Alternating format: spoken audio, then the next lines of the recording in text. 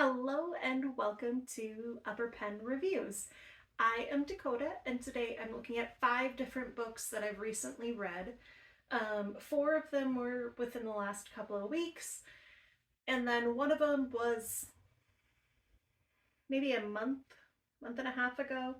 And I'll tell you why when we get there, why I waited so long to review it. Anyway, let's get into it. My first book that I am looking at today is Dragonfall by Lr Lam. Now, I wanted to love this book so much. In fact, a publicist from DAW reached out to me and offered me a physical copy, and I was like, yes, that sounds really fantastic, and I would love to read it. And I didn't finish the book. I'm not gonna lie. I got like halfway through and I just couldn't read anymore. I just didn't want to. I wanted to go on to something else that I would really enjoy.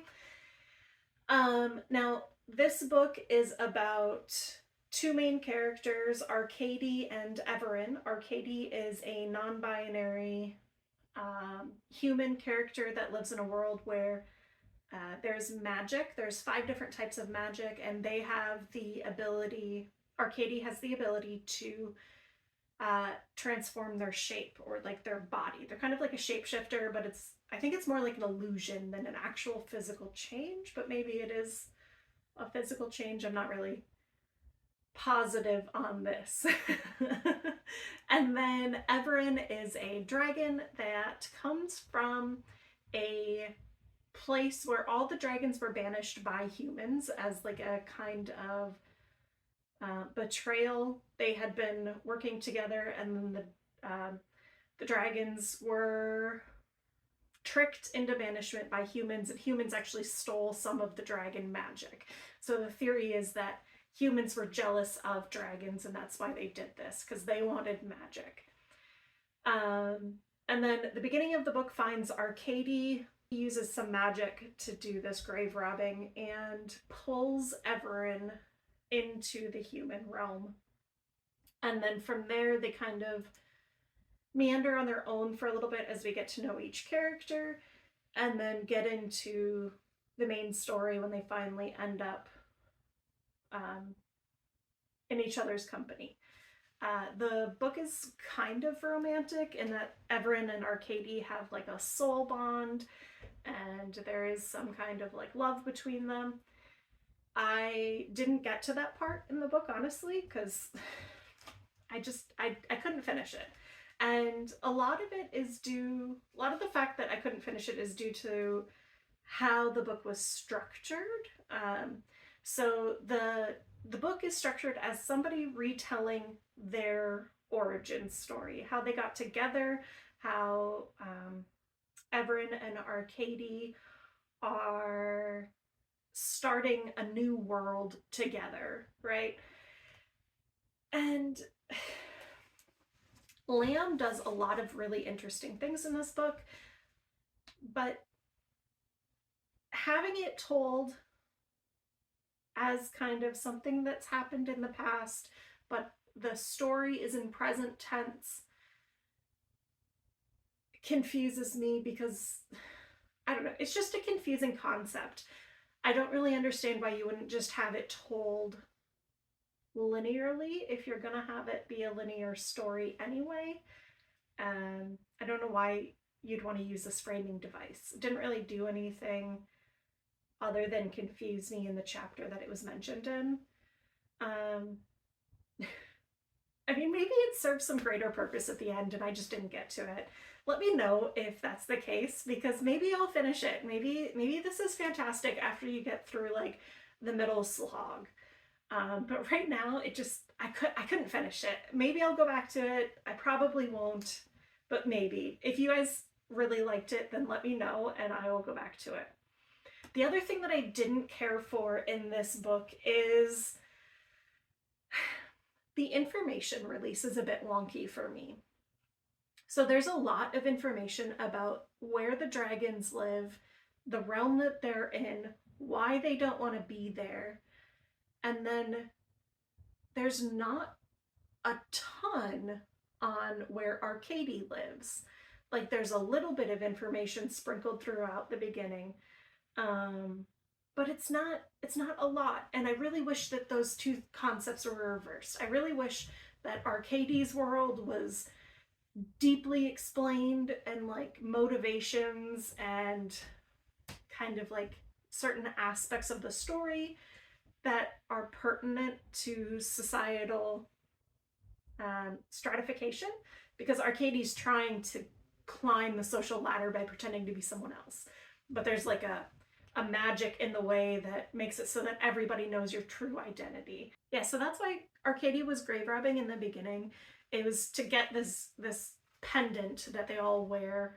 So that's why Arcady was grave robbing in the beginning. It was to get a pendant to hide their identity from other people, so that Arcady could then go to a university and get an education, because right now, for some, there's a reason why Arcady can't do those things. It's like a, I don't want to spoil it because it's kind of like an interesting aspect of the book. But I really wanted all of that stuff closer to the beginning. Instead, it's kind of like talked around for a long time. And then there's the idea of gender identity in the book. Arcady is a non-binary character, and I thought this was really cool. I was like, okay, we're gonna have a non-binary main character in a love story. I'm like down for this. But then Lam also uses the terms they, them to indicate social status. So people who are at a higher social stratum than you are, you would refer to them as them or they with a capital T, right? So a proper noun type of thing. And it's used as like a slight because Arcady doesn't call them by these things. Arcady does not use those terms as like a slight against people of a higher stature than they are. And the conversation about how that all works doesn't come until like a third of the way into the book. And it annoyed me so bad that it came so late, because I would have loved it to be explained very early on that this is how we were going to be using these words. I was just so annoyed, and I know it's such a little thing, but like when I was reading it, I was like, what the heck are they talking about? Are like, why are these words capitalized here? It doesn't make any sense to me. And I was just getting so frustrated. And it's just silly. Okay, so for my rating, I give it 4 stars, even though I didn't finish it, and it's because it has a great story. Like, I really, really was attracted to the storyline because Arcady has this like heist thing going on, but there's also a little bit of romance, but also there's a lot of like social commentary, or there's supposed to be eventually. So I think the story is like there. I just don't think the world building really worked for me because of the way the information was released. Because we have so much information about the dragons at the beginning and not enough about Arcady. So, story gets a full star for me. Characterization gets a full star for me because the characters are pretty developed. You can definitely feel their motivations and their struggles, how they ended up the way they are, even just in the first half of the book. Like, those are all really well developed here. So characterization also gets a full star for me. World building, like I said, I'll give it a half star because I think the elements are there they're just not in the order that I needed them to be in for my brain to process all of the aspects of the story and the world properly. So this could just be a Dakota thing, you know? And then prose, I think I think the language is pretty accessible for the most part, but with that capitalization, the making the they, them, or him, her proper nouns, and then not explaining how that relates to the society at large for so long, I think that detracted from the prose or the readability for me, because I got so hung up on it because I was like trying to figure this out and just getting frustrated. So that gives a half star for me. And then longevity. I really do think that this book is going to be really nice for people who haven't seen themselves represented in books, so some non-binary folks. And I honestly think that this is going to be a book that people come back to. I don't think I'll come back to it just because there's aspects of the story that annoyed me. Not the story, but the world building. And yeah, so I give it 4 stars. A full star for story, a full star for characterization, half a star for world building, half a star for prose, and a full star for longevity, because I do think people are going to love this book for a long time. Let me know what you guys think. If you've read this, if you want to read it. Honestly, I also saw the cover and I love this like design. I just think it's so great. Yeah, I really wish I had liked this more. But maybe I'll try it again later. I don't know though. Let me know what you guys think. Then maybe I'll make a decision about whether or not I feel like it's worth trying again. Okay, the second book is The Foxglove King by Hanna Witten. Now, I picked up this book because I really liked For the Wolf, and then I bought For the Throne, which is the second one in that duology, and I haven't read it yet. I'm such a,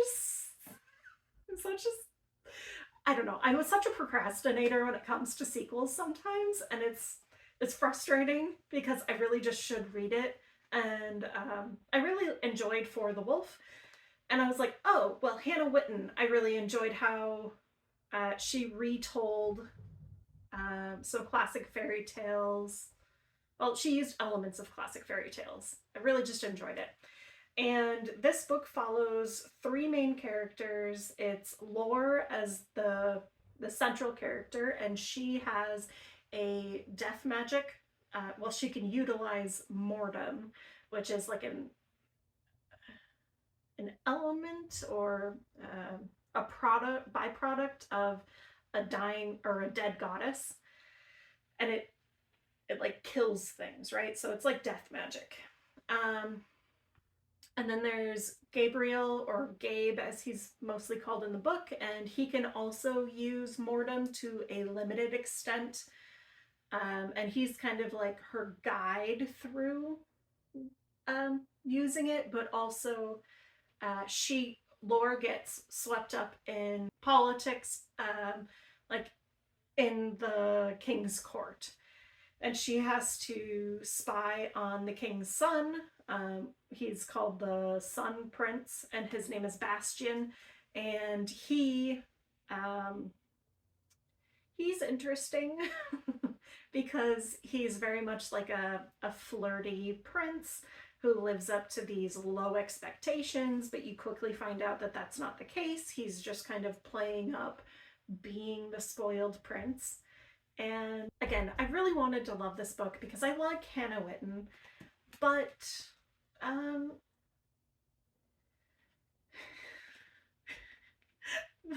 the book has too much deception in it for me. So the main character, Lr, is spying on Bastian, and Gabe, who is helping Lr and has a past connection to Bastian, is spying on Lr and Bastian, and then Bastian is spying on both of them for himself, but he's also using them to, to get information about what's happening, what's killing some villages in their, like, in the Empire. And so, like, there's so much subterfuge, and it's just too much for me. Honestly, I also, there ends up being like a weird love triangle, but not love triangle between the three of them. And I don't love it. I don't love love triangles. I think they're so stupid. And maybe it's just because, like, I don't know. I just don't enjoy them. I don't like the back and forth. Um, but also, they, like, the reason that they all are into each other is because of some, like, weird past thing that, like reincarnation thing from their past selves. And it's very bizarre because it doesn't really get explained. You do get a good sense of what it is, though, throughout the book. I still gave this book 4 stars, though. Even though there's a lot I didn't care for about it, I still finished it. I'll probably pick up the next one. I don't know if I'll finish the next one. Maybe I will. But I really loved the concept. So, like, the main story is, like, there were these gods and goddesses, 6 altogether, and they, like, fought and they died. And then now the society that Lr, Gabe, and Bastian live in, they worship just one of them, and he's called the Bleeding God. And I just really like those types of things. I really like the idea of, like, gods in physical form that have, like, real repercussions on the worlds. But they're very much like gods. Like, it's not just like an abstract concept like Zeus or whatever. So the story's there. Like, it's got a good story. I think it if it didn't have so much subterfuge and, like, deception, it would have been fantastic. The characterizations, because there's so much subterfuge, I don't think anyone but Lr has, like, a very good character arc. And that is because the main, like, the story's told from Lr's perspective. But, like, because everybody is backstabbing everybody, I can't tell what their real character is. Even at the end, I'm like, I have no idea what the hell just happened. And for some people, that'll be like, that's the reason they pick up the next book, because it's so compelling, right? For me, it's like, I'm just annoyed. And I know that that's like a Dakota thing, I know. I honestly think the world building is really fantastic, though. So this idea that the dead goddess is leaking mortem, and it's, like, channeled by people who've come close to death. I think that is such a cool concept, and I think people will really enjoy this book. I do think it'll be popular. I don't think I'll ever read it again, though, so for something I can come back to, or I think will stand the test of time, not so much for me. But, like, I don't know. I'm kind of picky, I guess. So I give it 4 stars. Great story. Okay Lr characterization, but nobody else. World building's fantastic. Prose, it's very accessible, which is nice. And then longevity, I do think it's going to be popular for a long time.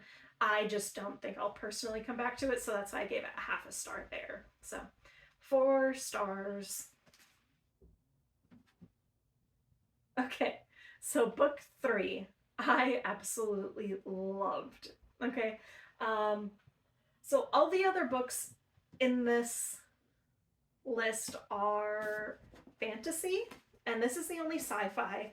And I much prefer science fiction to fantasy, but there's so much fantasy out right now, and it's so easy to get pulled into.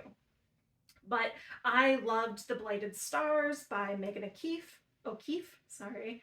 I'm always going to say something wrong. um, so it follows two main characters, Naira, who is a revolutionary. She's trying to stop the large corporation from killing planets that are called cradles, so places that humanity could live, um, since Earth is no longer really habitable. Um, and right now, humanity lives mostly in space stations. Tarquin is the main male protagonist, and he is the son of the owner of the company that Naira's trying to take down. Um, and so it starts with them, well, Tarquin going to the planet. It's Cradle 6 is what the planet's called. And from there, everything goes wrong. There's another ship on the way with them, and that ship ends up firing on the ship that they're on. And so they have to like make a crash landing on the planet. And once Tarquin and Naira are down there, they find that the planet's already been destroyed by this fungus that eats the planets. It eats everything in sight, and they go on a hunt to find out why that is, why and how this fungus could have gotten there. Because Naira believes that the company that Tarquin's dad owns is killing the planets with this fungus because they're mining a mineral. But after they mine, all the planets that they mine from end up with this fungus on it. So she's convinced that the fungus is from the Mercator family mining company. Tarquin is there to prove that it's not from the Mercator family mining company. And yeah, so they go on a fun little adventure. I say fun sarcastically because there's a lot of danger and scary and weird, and I loved it. Oh, I forgot to mention, she's pretending to be someone else. The way space travel works is that they have biological printers on the ships, and they will print their minds into a body, essentially. And has been printed into someone else's body, and she thinks that it's because she's infiltrating something, but it turns out Tarquin's dad knows about it. You find out very quickly. And then from there, you have to figure out what the heck's going on with that. But because they have these mind printing machines, there's this like cool, really micro subplot about transgender folks, and I loved it so much. In fact, I don't know if it's canon, but in my mind, Tarquin is trans. I mean, there's no real evidence for it in the book, but you know, that's how I feel. So that's how it is in my brain. um, it's not really very talked about though, so this is me just extrapolating information that might not be there really.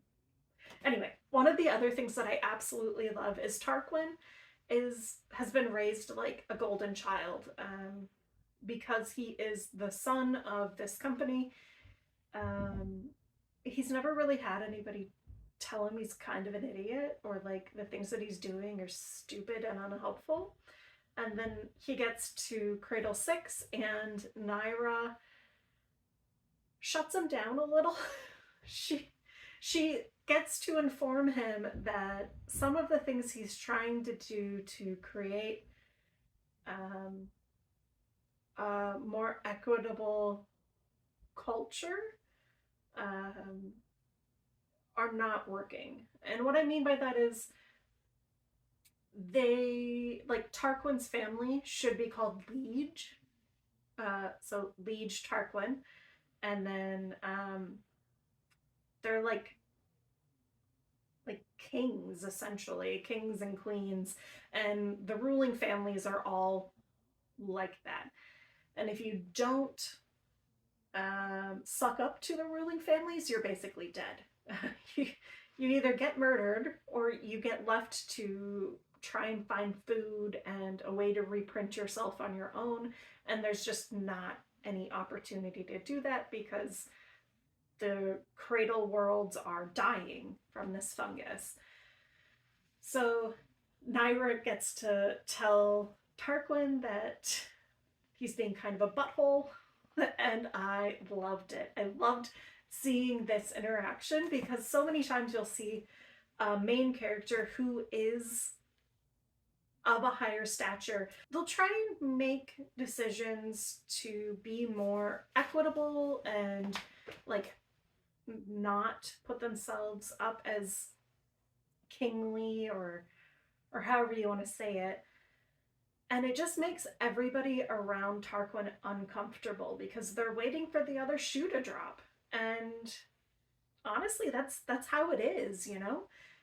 And Naira tells him that, and it's so beautiful because he accepts it. He's like, oh shoot, I'm a bit of a dumb, ain't I? And she's like, yep, you are. You just, like, it's not that you're really dumb, it's you just don't have any way to know that these people are afraid of you. And even when you're trying to say, don't be afraid of me, that makes them more afraid because they think this is a trap. So I really love that. Now, I gave it 5 stars because I love the story. I love the idea that there's this thing killing cradle planets, and it is a fungus and it's a mystery and they have to figure it out.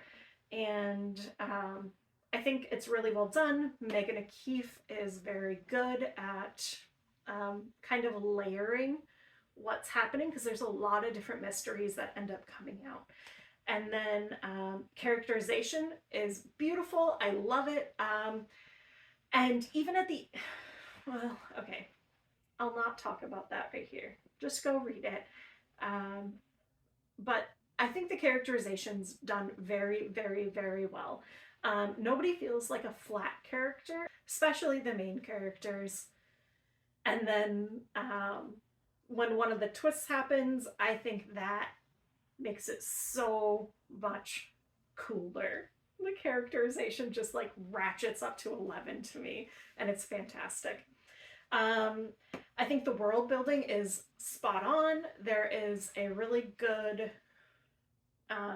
there's like really good conversations on why mind mapping is a thing instead of just sending people on ships. There's a really good description of, and it's not like an info dump description, it's more like sprinkled. So there's like a really good reason why humanity's moved to the stars, why Naira is the way she is, how the revolution started. All of these things are really well done here, and I was just like so impressed with the world building. And the prose is still accessible, which I love, because sometimes I will find that stories that have really good world building or characterization, especially in sci-fi, they can sometimes be a little bit inaccessible because they're so scientific, or sometimes it will feel like you're being talked down to because they'll over explain something. But man, this worked so well here. And then this book I think about still. I still think about it, and I've read it like over a week ago, and I am impatiently waiting for the second one to come out. And in fact, I purchased a physical copy of oh gosh, what is it called? Velocity Weapon, which is the first book in her first trilogy or her other trilogy. I don't know how many other books she has. But Velocity Weapon, I had it on Audible, and I was getting really confused listening to it when it first came out. So I stopped listening to it, and then I picked this up, and I was like, dang, I should go back to it. So I bought a physical copy, and it's a lot easier for me to track the story that way. I I'll come back to this book, and it's because it's so well done. I loved it. I loved it. I loved it. I loved it. There's a little tiny bit of romance. It's not overwhelming. It's used as comedy relief a lot of the time. Um, but yeah, 5 stars all the way. I love it. I'm going to try and read more sci-fi because it's what makes me the happiest, I think.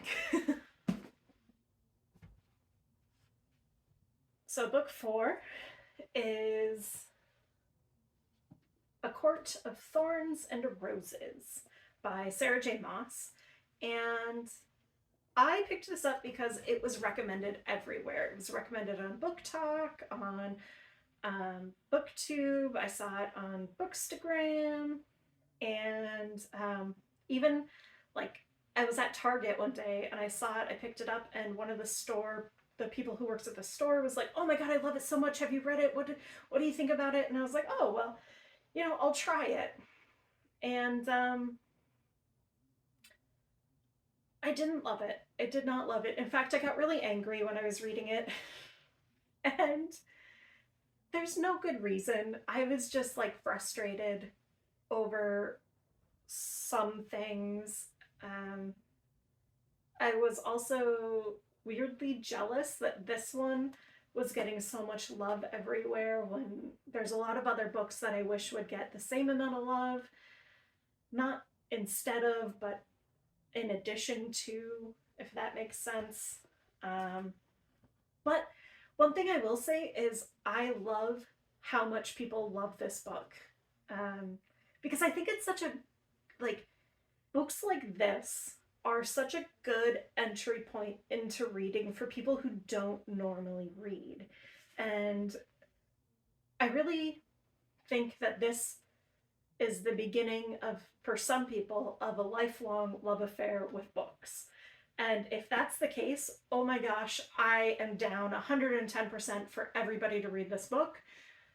I just also wish other books were talked about with the same frequency as this one. And there's not a good reason for me wanting that. It's just, I love so many books, and I want so many books to be popular. But into the review. Okay, so I was not anticipating liking this book very much because of the description. I don't particularly like fairy stories. That said, I was like, ooh, I'm kind of interested by Feyre, who is the main character. She's kind of like a teen who her entire family's workload is put on. She takes care of them, she feeds them, she makes money so that they can all have clothes and a place to live, and they treat her like crap. And it's really hard to explain why that might be appealing for some people, but like everybody's felt like an outcast. And if you've ever felt like an outcast by your family, or like your people who are supposed to be closest to you and take care of you, this type of character is so easily relatable. So I see why a lot of people are drawn to it. And it also has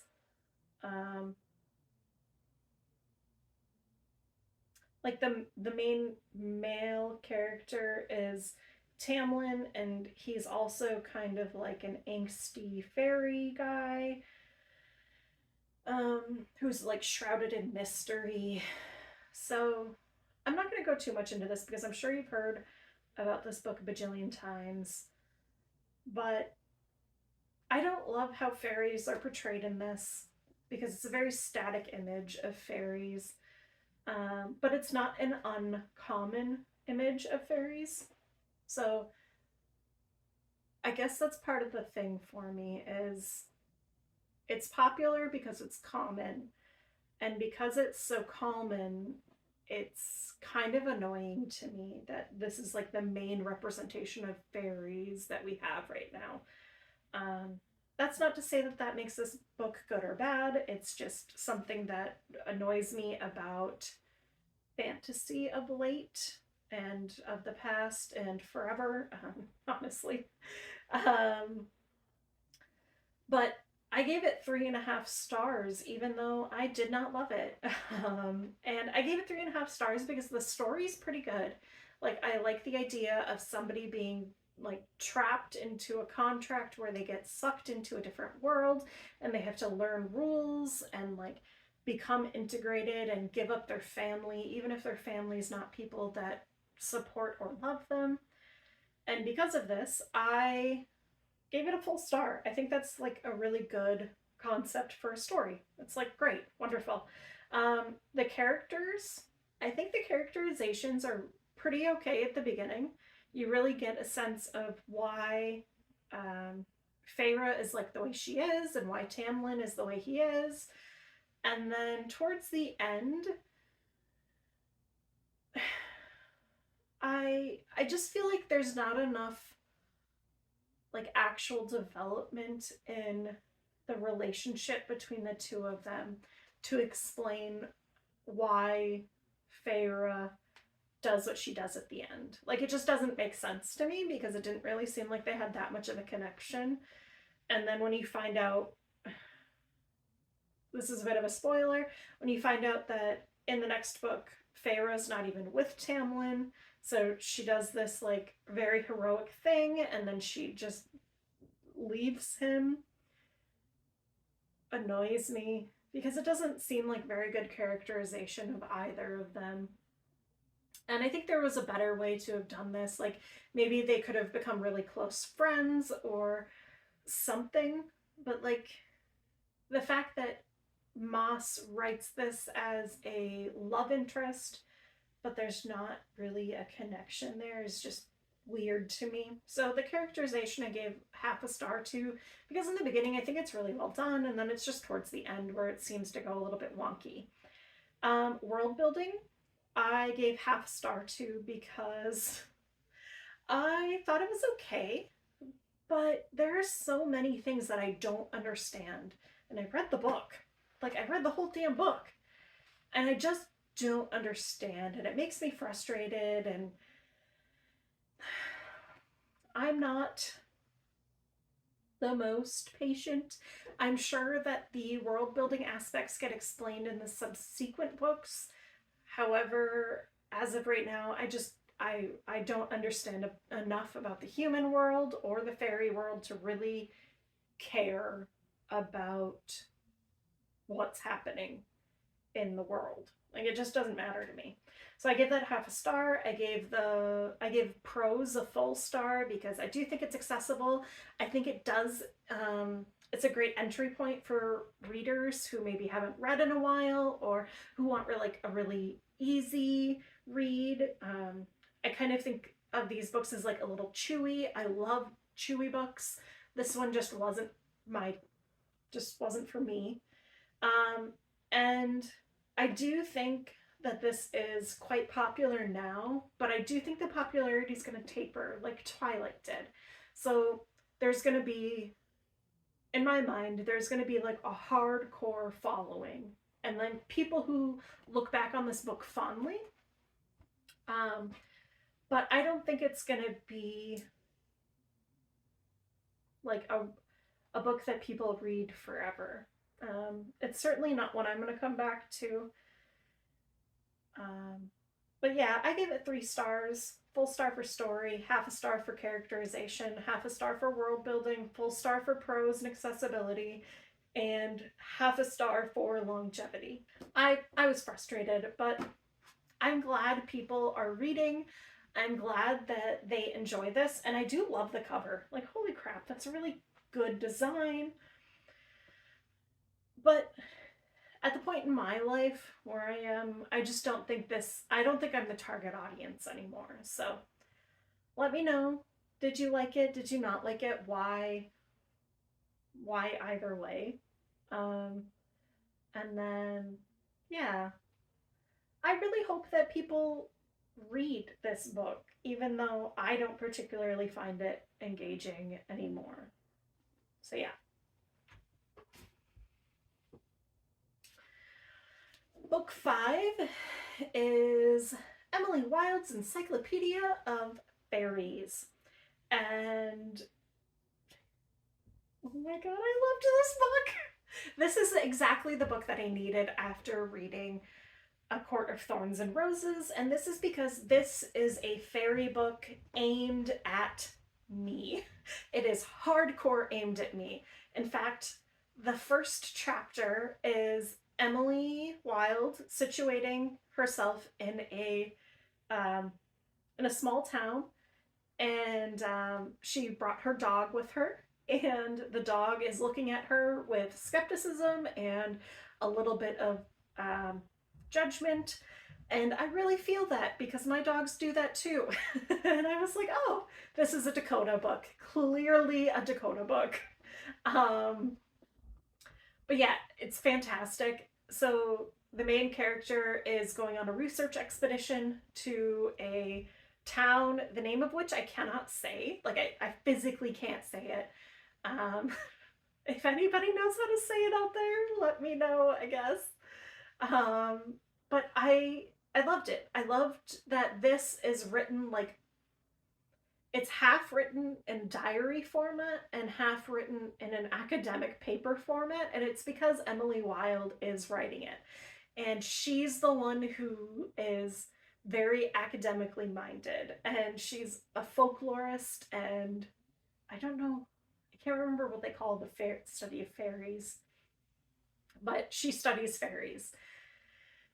And I love how it's written. Oh my gosh, there's footnotes in this book, and it's supposed to be a diary. How fantastic is that? Oh, I loved it so much.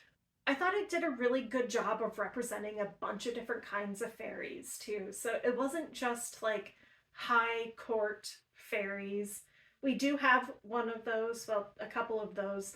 But for the most part, Emily is looking at a bunch of different fairy types, and she is very happy to do this. Like, it's what she wants to do with her life.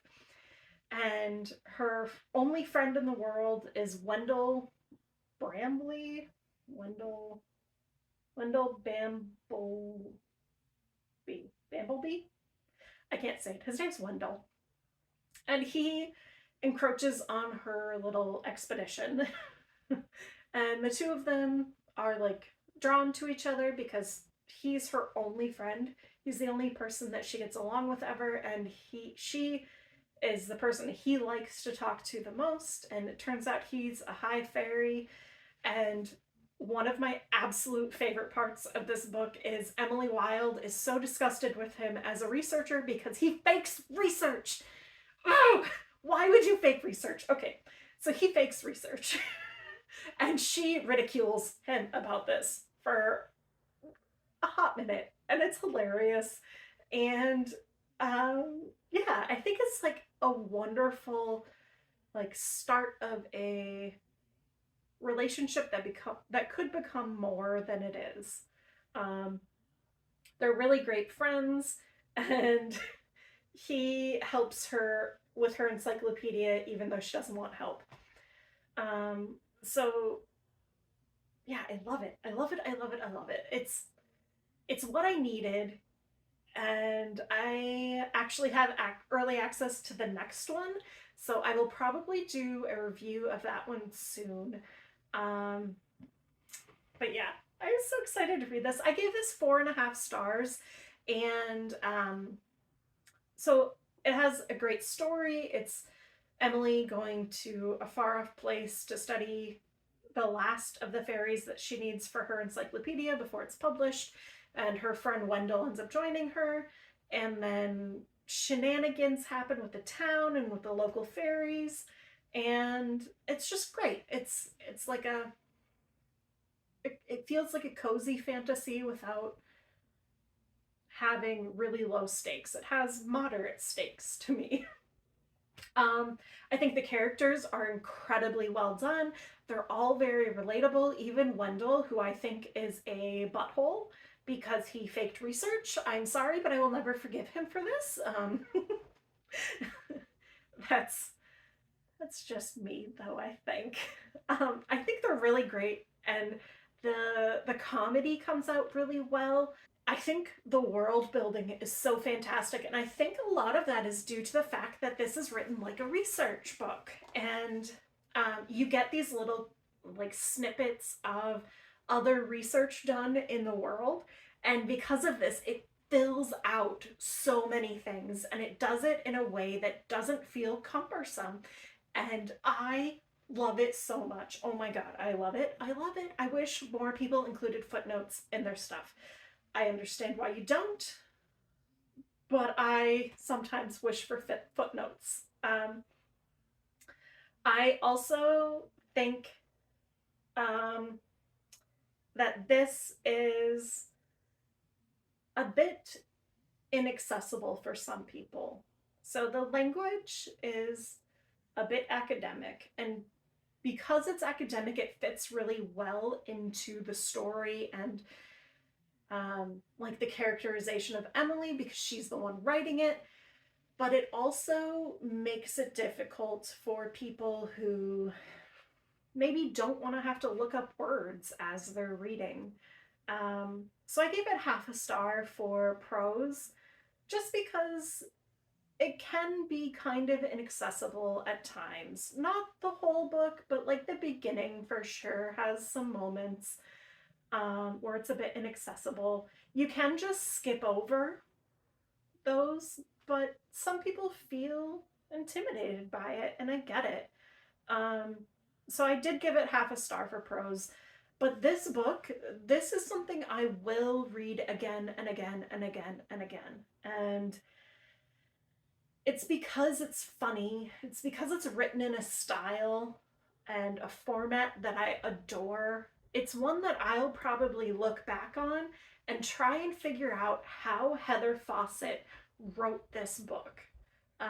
Because I really like to do that. I really like to examine the writing itself as like a strategy, seeing how things worked and how they didn't work.